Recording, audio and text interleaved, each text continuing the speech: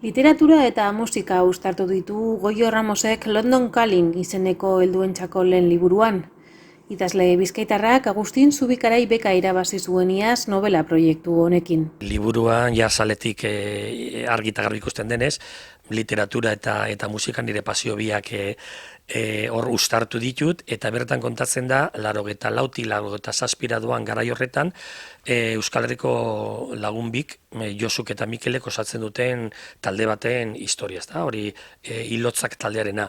Baina, bueno, musika gozatzen dugunok, disfrutatzen dugunok eta pasioz bizi dugunok, badakigu horren atzean zer dagoen, osea, musika dalak entzuten dugun kanta hori, baino zerbait gehiago. Orduan hemen ikusiko da taldearen hasiera, garai hartako hainbat gertakizunek eta sendolako eragina duten, euren kantetan, euren pentsatzeko moduetan eta bar, gero ere diska bat grabatzera doan bideo hori beti ez dela oso gozua, eta bueno, azken finean hori da.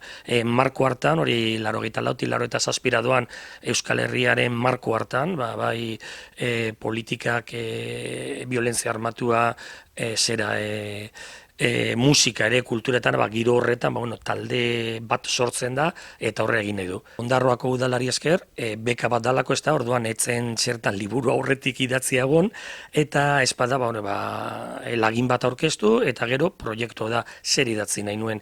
Eta neukan historia hau, egia zan hasi nintzela aspaldi batean umeintzako antzeko zerbait egiten, eta horra parkatuta geratu zana, eta ideia hori berartu da, pixka bat, saltu bat atzera, ze historia introan hori liburuak kontzertu baten egitura dauka, intro, set, list, outro, orduan introa gaur egun Londresen eta neska emakume gazte baten ahotik kontatzen da, eta hortik jauzi egiten da, salto egiten da, 80ko hamarkadara, ez da?